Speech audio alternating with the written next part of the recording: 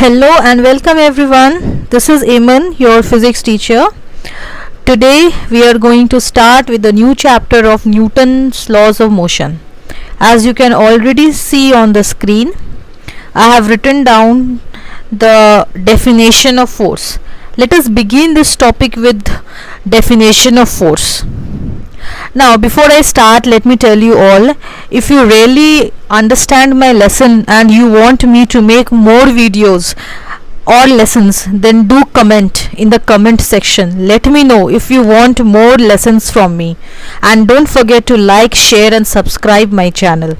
It will keep me motivated after all. So, without any further delay, let's start. So, what is force? This is something which you have learnt in your lower classes also, but still let us see. Force is an external cause which either changes or tends to change the state of rest or the uniform motion of a body along a straight line. So all of us know that force is the external effect or external cause which can bring about change in the state of a body. For example, if the body is at rest, you apply force to it, the body will start moving.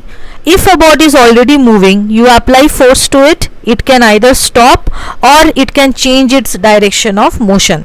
So without force, actually the state of the body cannot be changed. Now, when we speak about forces, basically that can be divided into two subheadings. Okay, forces are of two kinds: contact force and non-contact force. Now, see, let me first explain you about non-contact force. Non-contact force are the forces which you apply from a distance, which is applied from a distance, means there is no need of actual physical contact between two bodies. A magnet can attract another magnet from a large distance. There need not be any contact between two magnets. Similarly, a charge can attract or repel another charge at a distance. So let me jot it down over here. Examples of non-contact force.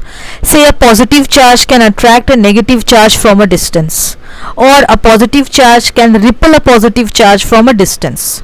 So we can say electrostatic force is a non-contact force. It acts from a distance. Similarly, I spoke about magnetic force. So magnetic force is also non-contact force. And then the weakest of all the forces, gravitational force, right? Like sun is attracting our planet Earth due to its mass by a force called gravitational force. So let us mention that also. Gravitational force. So these forces are applied from a distance. Again, when we speak about contact forces, here the name is only suggesting there has to be actual physical contact for force to be exerted. I am repeating, there has to be actual physical contact between two bodies for this force to act. For example, frictional force, right? Or take simple example, you are pushing a body or you are pulling a body. So these all comes under contact forces. Let us speak about the next topic, which is the concept of inertia. Now, the definition of inertia: the inherent property of all the objects that they do not change their state of rest or of uniform motion along a straight line path unless acted upon by an external force is called inertia. So what this definition is telling us, it is saying that it is the inherent property of all the objects or bodies, it is the inbuilt property of all the objects or bodies that they do not change their state of rest or of uniform motion along a straight path on their own. They don't have the ability to change it due to their inertia. When can they change their state of rest or motion? They can change it only when there is an external force. Okay, when there is an external agent which is called force. Now when we speak about inertia, You must have read in your lower classes also, there is something called inertia of rest.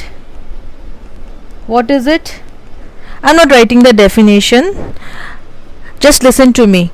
The inherent property of all the objects that they do not change their position of rest by their own unless and until acted upon by a force.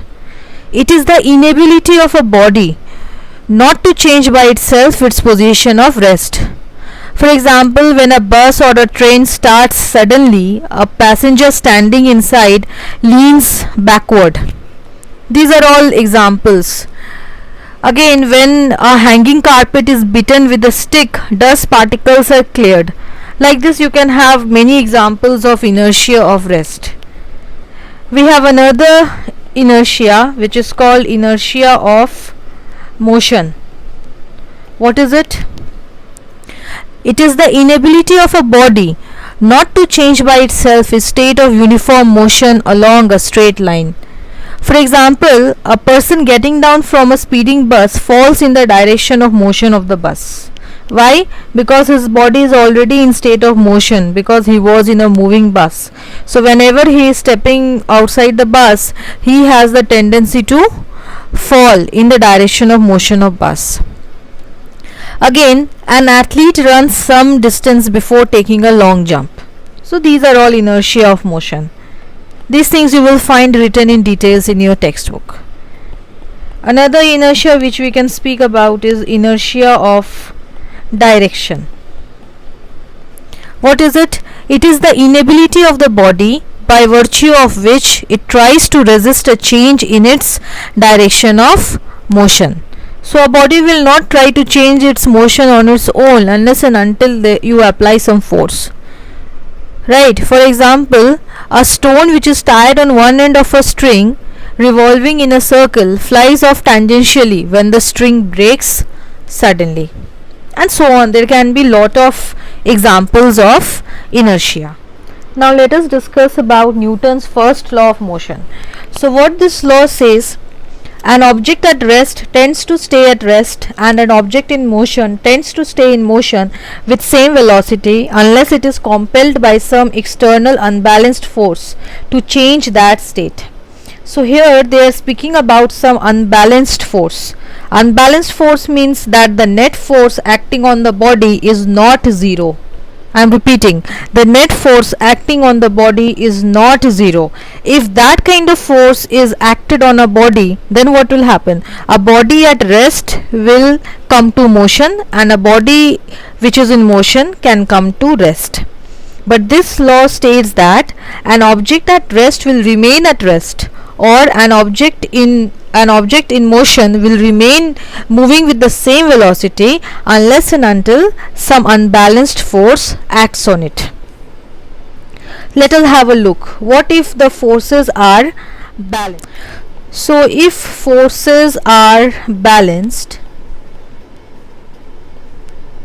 again here I mean to say that net force is zero, because I am speaking about balanced force. If this case is there, then there is possibility of two things. What are those two things? See, either your object is at rest, that means the velocity of the object is zero. If velocity is zero, then obviously the acceleration is going to be zero. Okay, so what will happen? The body will stay at rest only. It will not move. Again, if net force is zero, it can happen that object is in motion with some velocity not equal to zero, means it has some finite value of velocity, and that is, you can say, a uniform velocity, right? So acceleration can be zero. So this body will stay in motion with same velocity, with same velocity. Let us discuss about linear momentum.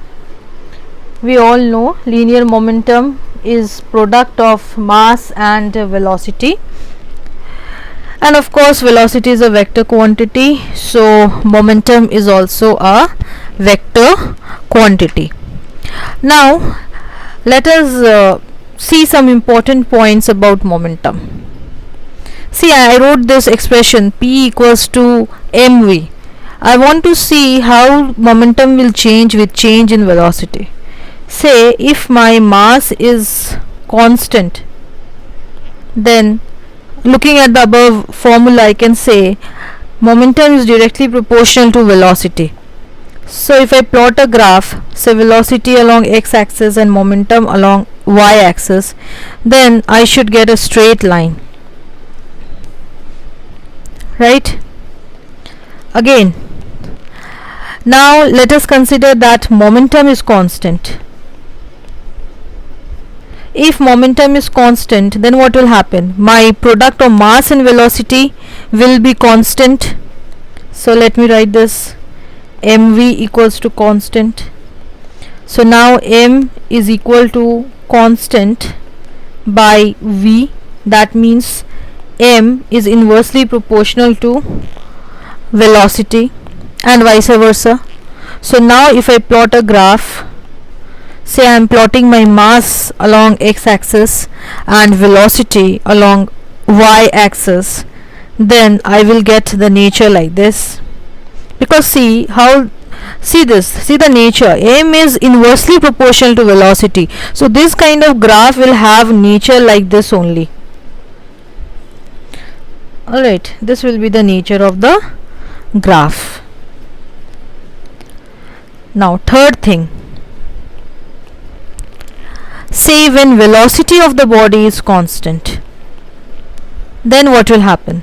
See, we know this formula, P equals to mass into velocity, so P by m is equal to velocity. So when velocity is constant, that means P by m is equal to constant, that means P is equal to some constant into mass, or P is directly proportional to mass. So now I can plot a graph by plotting my mass along x-axis and plotting my momentum along y-axis. So it is directly proportional. So this will be the nature, right?